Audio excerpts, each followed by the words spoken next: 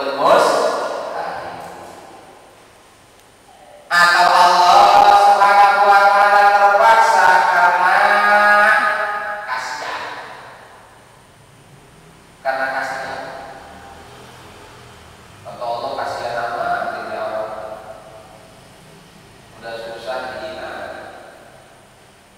Udahlah, nanti aku kasih aja lah karena kasihan. Jangan karena kasihan. Karena ada rahmatnya Allah. Betul. Rahmat belum tentu kasihan. Makanya rahmat itu para ahli ulama mengatakan adalah Allah memberikan nikmat yang besar. Kata rahim, kata rahman itu dimusnah daripada kata rahman. Kalau rahman dalam arti bahasa adalah riqatun fil qalbi. Apa itu riqatun fil qalbi? Kalau bahasa Sunda mengatakan jorojoy, rei di jero hati kamu, sir di dalam hati kasihan. Nah ini mustahil bagi Allah. Kalau sifatnya Allah memang maha pengasih dan maha penyayang, tetapi Allah misalkan terpaksa karena kasihan terhadap orang itu, ini mustahil. Karena kasihan. Misalkan ini tadinya sih dalam takdir aku, misalkan seadanya kalau diandai-andaikan dalam takdir aku dia udah tahu begitu, tapi aku kasihan dan melihatnya Allah lagi tidak seperti itu. Ya, yang kedua Allah Taala, ya, misalkan terpaksa karena marahnya, karena hewanat, karena terbunuh, karena marahnya, itu mustahil. Qudubnya Allah, ya, terhadap makhluk ini sudah ada. Kenapa? Yang disesuaikan oleh Allah. Yang disesuaikan oleh Allah. Ya, sebabnya makhluk. Karena makhluk itu berbuat durhaka, karena makhluk itu berbuat zalim, Allah Taala marah. Dan memang sebenarnya dalam azalinya memang Allah akan membinasakan umat itu. Allah membinasakan umat itu sebagaimana yang terjadi terhadap umat Nabi Nuh. Dibinasakan oleh Allah sampai anaknya Kanjeng Nabi Nuh mati tenggelam, mati dalam kekafiran. Umatnya Kanjeng Nabi Lut alaihissalam, istrinya yang termasuk, ya, yang disiksa. Istri Nabi. Nah, apalagi kalau istri kiai, istri ustaz, istri kita, ya wajar lah mereka keterima. Wajar. Ini istri Nabi dan Rasul loh yang melarang Nabi Lut. Yang ketujuh, Allah Ta'ala terpaksa, ya, karena hebatnya orang zalim itu, karena luar biasanya orang zalim itu, Allah terpaksa akhirnya kemudian aman-aman ini pun dan yang lain. Akhirnya apa? Seluruh yang terjadi, intinya seluruh yang terjadi terhadap makhluk Allah itu semuanya, maaf, sudah ditakdirkan dan dikehendaki sesuai dengan ilmunya Allah, yang disesuaikan oleh Allah, yang diatur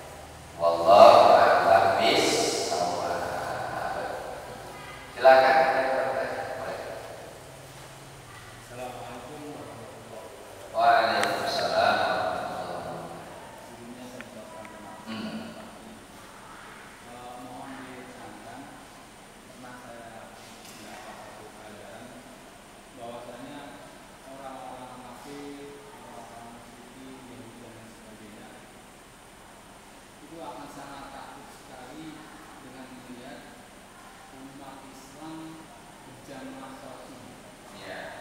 Nah, dari maksud mana bisa dikatakan bahwa apabila umat Islam itu dikatakan subuh berjamaahnya lebih daripada sholat Jumat, itu kan berarti Ya. terima kasih. Iya, memang itu adalah ada salah satu riwayat. Diriwayatkan di mana? Di dalam kitab Taurat. Juga dalam kitab Zabur yang menjadi pegangan orang-orang Yahudi. Ya. Di situ diterangkan bahwasanya ketika umat Islam ini sholat subuhnya berjamaah subuhnya luar biasa, berarti menunjukkan umat Islam itu sangat kuat. Dia masih berjaya, kata Yahudi. Sebagaimana diterangkan oleh pendeta-pendetanya, bahwasanya jika seandainya umat Islam itu sholat subuhnya berjamaah terus, masjid penuh, misalkan begitu sholat subuhnya penuh, ya itu berarti menunjukkan orang Islam itu masih semangat menjalankan agamanya. Ketika dia semangat menjalankan agamanya, maka dia akan kuat persatuannya. Jika dia akan kuat persatuannya, maka tidak akan mudah untuk diruntuhkan. Ini adalah yang ada tertera di dalam kitab Taurat dan Zabur menurut alim ulama, dan ini diakui oleh orang-orang Yahudi ketika mereka menyerang Masjidil Aqsa, menyerang Palestina. Ketika dilihat Masjidil Aqsa ini kosong, masjid-masjid kosong ketika sholat subuh, mereka masih ada kekuatan dan mereka pasti menang melawan umat Islam. Tetapi ketika umat Islam di Palestina, ini yang menyerang Yahudi, ketika umat orang Palestina ya sholat subuhnya berjamaah yang luar biasa, nah maka pada waktu itu dia tidak akan bisa menguasai Palestina. Begitu. Ini adalah satu kisah ataupun cerita pendeta-pendeta Yahudi yang mereka membaca kitab Taurat dan Zabur. Ya, begitu. Nah kalau kita sholat subuh berapa ya? Ya, alhamdulillah sih satu baris penuh sama jin juga sih. Penuhnya sama jin kan? Ya gitu ya. Makanya sekarang alhamdulillah digalakan untuk sholat subuh berjamaah aja. Sekarang digalakan sholat subuh berjamaah. Kalau mau aksi aja. Kalau mau aksi aja baru sholat subuhnya berjamaah. Selesai aksi ya udah gak berjamaah lagi. Gak aja. Ya silakan. Ya.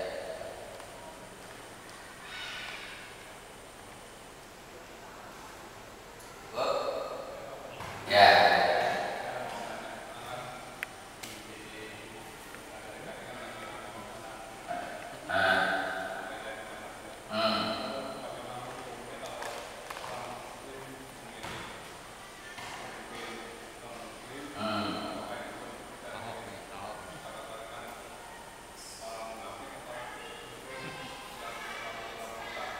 Iya. Mungkin dalam kategori munafik. Tidak murtad, tetapi munafik. Karena munafik itu ada dua, satu munafik fil amal dan kedua munafik fil i'tiqad. Kalau munafik fil i'tiqad jelas dia kafir. Sebagaimana diterangkan di dalam surat Al-Baqarah, wa minan nasi may yaqulu amanna billahi dan selanjutnya wa ma hum bimu'minin. Ini adalah munafik fil i'tiqad. Paling dia termasuk kategori munafik fil amal. Munafik fil amal ini adalah ya begitu, berkata dusta, khianat dan yang lain-lain. Bahkan termasuk juga orang fasik yang tidak mengikuti aturan ataupun hukum agama. Bagaimana hukumnya? Ya berdosa, ya berdosa. Kenapa? Nah haram hukumnya. Haram hukumnya haram, tidak ada tawar-tawar. Loh kenapa haram? Karena dia orang Islam dan ada pilihan lain orang Islam, maka dia harus memilih pemimpin orang Islam. Jangan memilih selain orang Islam. Ini toh tidak ada tawar-menawar. Makanya di dalam 4 mazhab tersebut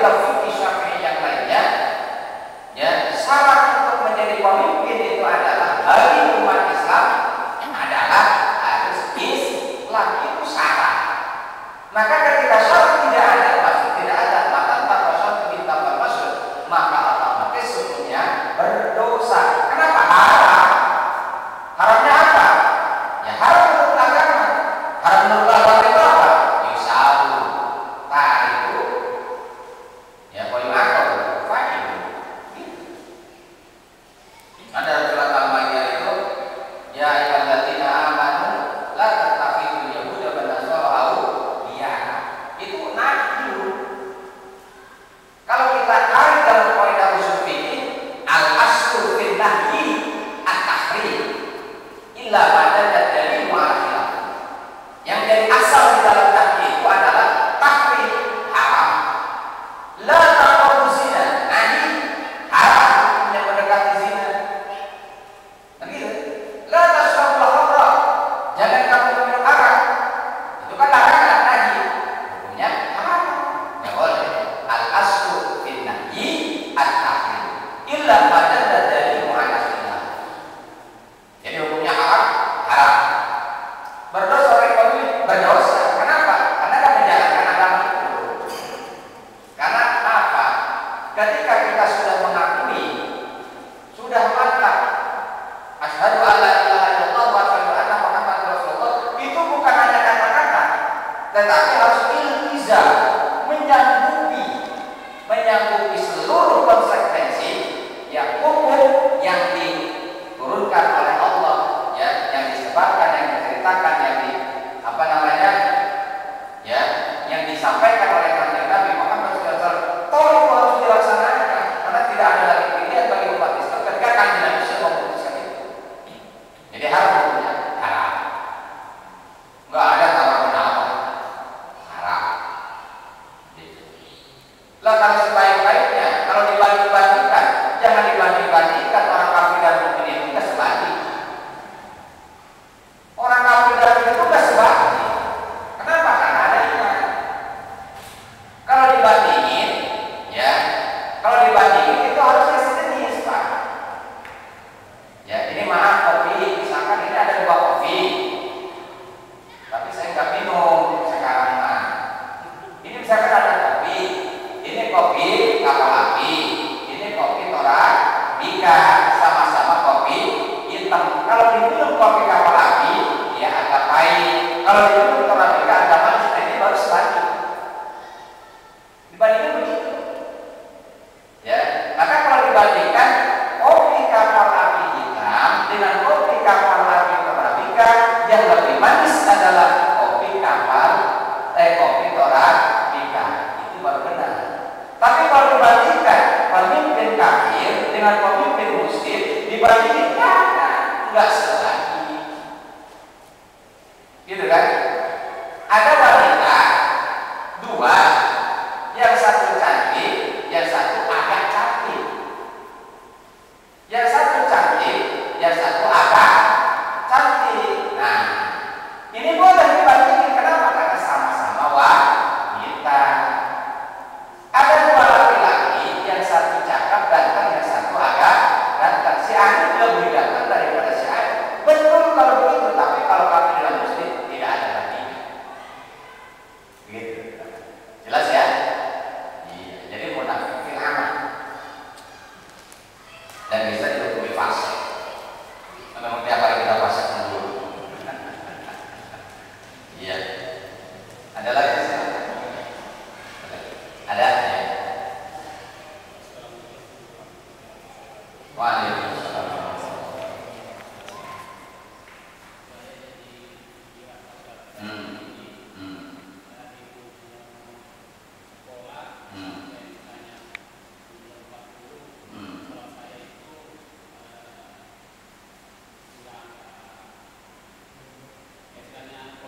Ya, ya.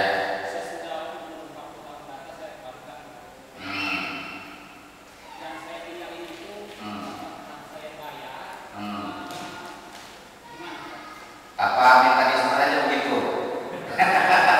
Salah minta diskon. Iya. Nah, jadi istilahnya kita mau benar-benar taubatan nasuha. Sesudah umur 40 kita mau taubatan nasuha. Apakah itu sholat-sholat yang sesudah kita akil balik tersebut tertinggal wajib diqodha, wajib dibayar? Salah satu termasuk syarat-syarat sah daripada taubatan nasuha adalah mengqadha, membayar kewajiban-kewajiban dia yang dia tinggalkan. Puasa yang dahulu ditinggalkan wajib harus diqadha, wajib harus dibayar. Sholat yang bolong-bolong tinggal dicatat saja, jangan ditunggu dulu, buat sholatannya harus ada. Nah, itu aja 3-3 tuh begitu. Oh, ya.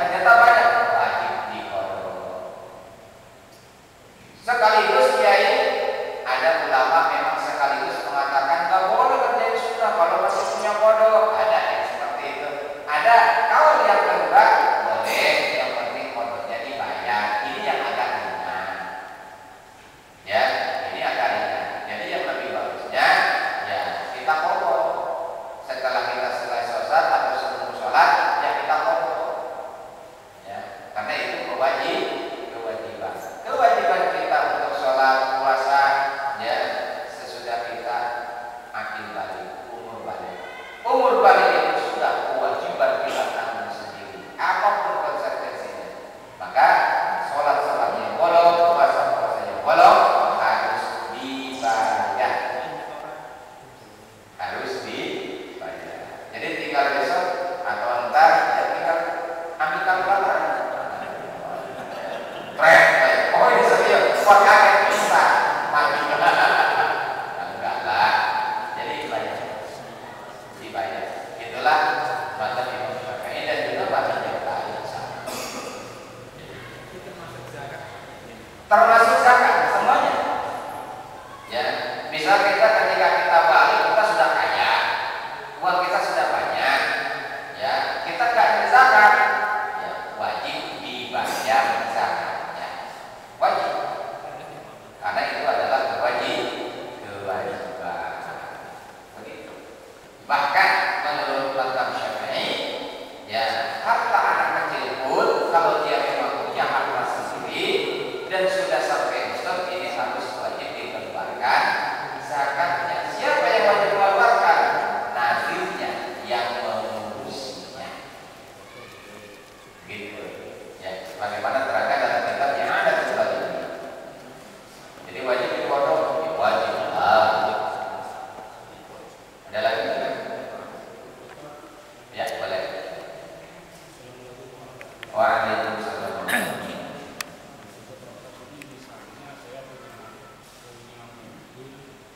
Ini kurang jelas. Nah, Misalnya punya mobil, jadi itu termasuk sudah wajib zakat apapun. ya. Bagaimana kalau kita punya mobil? Wajib dizakati enggak itu mobil? Karena harganya mobil itu kan ratusan juta. Ya kan? Nah, ini kita pilih dulu. Apakah mobilnya itu mobil untuk usaha? Apakah mobilnya mobil bukan untuk usaha? Ini ada salah satu kaul diterangkan dalam kitab-kitab ini. Kalau niatnya punya mobil itu untuk berdagang, misalkan dia sewa-sewakan atau jadi private, angkot dan yang lain-lain, nah itu berarti masuk kategori zakat perniagaan. Zakat perniagaan. Jadi wajib di rumah. Nanti apabila 1 tahun, ya, gitu sudah sampai nisab, maka wajib keluarkan zakat. Tapi kalau punya mobil kayak bukan untuk usaha ya, untuk kalang keliling aja gitu, tapi bukan Uber loh. Gitu ya. Biasa untuk pengalaman pribadi, ya, itu kan tidak wajib dizakati. Sama halnya seperti rumah. Rumah kita walaupun miliaran ratusan juta tak wajib dizakati. Tapi kalau misalkan kontrakan karena niat usaha, maka wajib dizakati menurut sebagian kaum ulama. Karena niatnya untuk perniagaan. Ya. Begitu. Jelas ya? Lagi mana kalau misalkan kita punya pabrik, ini mobilnya banyak, apakah itu mobilnya? Tidak. Kalau pabrik ini semuanya keseluruhan usaha.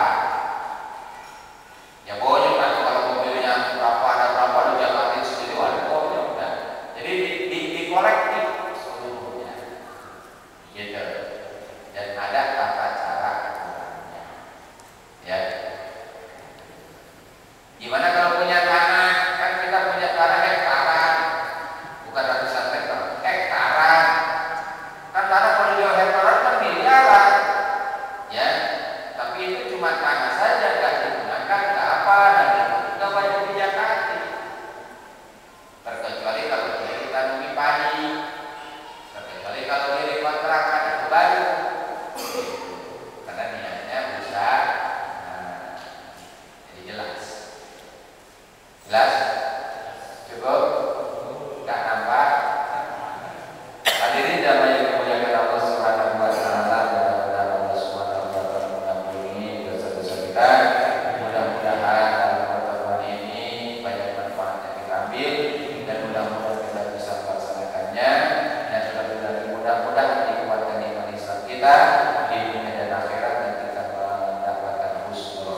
Muhammad. Amin ya Allah ya Rabbal alamin. Allahumma ihdina shiratal mustaqim. Allahumma ihdina shiratal mustaqim. Allahumma ihdina shiratal mustaqim. Shiratal ladzina an'amta 'alaihim minan nabiyyin wasiddiqin wasyuhada'i wassalihin. Allahumma arina al-haqqa haqqan warzuqna ittiba'ah wa arina al-batila batilan warzuqna ijtinabah. Wa shalli wa sallim ala jami'il anbiya'i wal mursalin walhamdulillahi rabbil alamin. Alhamdulillah, demikianlah para jemaah sekalian pengajian kita malam hari ini. Tapi sebelum kita tutup, ada pengumuman dari Bapak Ketua DKM, ada beliau waktu dan silakan. Bentar.